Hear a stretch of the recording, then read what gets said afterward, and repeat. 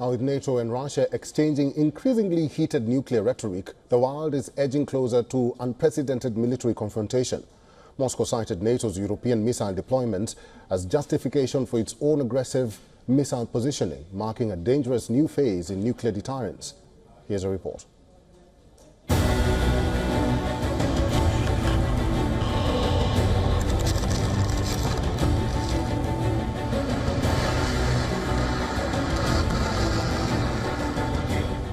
A terrifying demonstration unfolds over Ukraine on November 21, 2024. Russia's new Oreshnik missile unleashes a raw display of firepower, raining destruction from above. Now it appears that this was just the tip of the iceberg. Russia is scraping a moratorium on the deployment of intermediate and shorter-range nuclear-capable missiles. Moscow says the decision has been made because the US has deployed such weapons in various regions around the world. Foreign Minister Sergei Lavrov says that Russia's moratorium on the deployment of short and intermediate-range missiles is no longer practically viable and will have to be abandoned.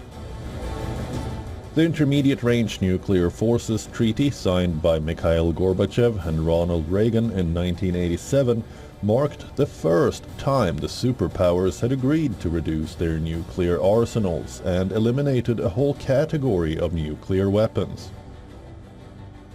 US plans to install missiles in Germany by 2026.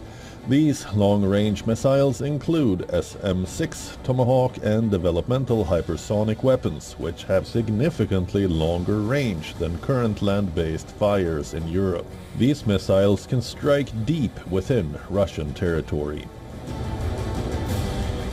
Calling this deployment escalatory, Russia plans to deploy offensive missiles within striking distance of Western Europe, if US follows through on its promise to deploy these missiles in Germany.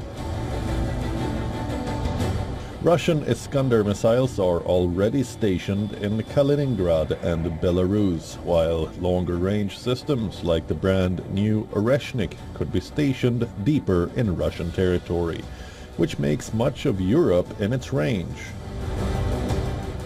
If necessary, if we see that more powerful intermediate-range weapons are required, we will of course use them, but we are in no hurry. It's not a secret and we don't hide it, and I said before, we don't have many of these Oreshnik systems yet. We have them, and not just one system, but we are in no hurry to use them, because these weapons are powerful. They are designed to solve specific problems. The world's 9 nuclear powers increasingly embrace atomic weapons in their military strategies.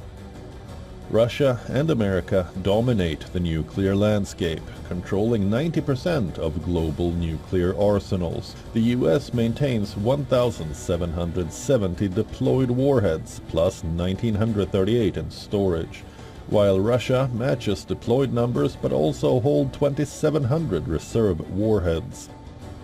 As US-Russian relations deteriorate to Cold War levels, both nations lament the collapse of arms control frameworks while simultaneously advancing their nuclear capabilities.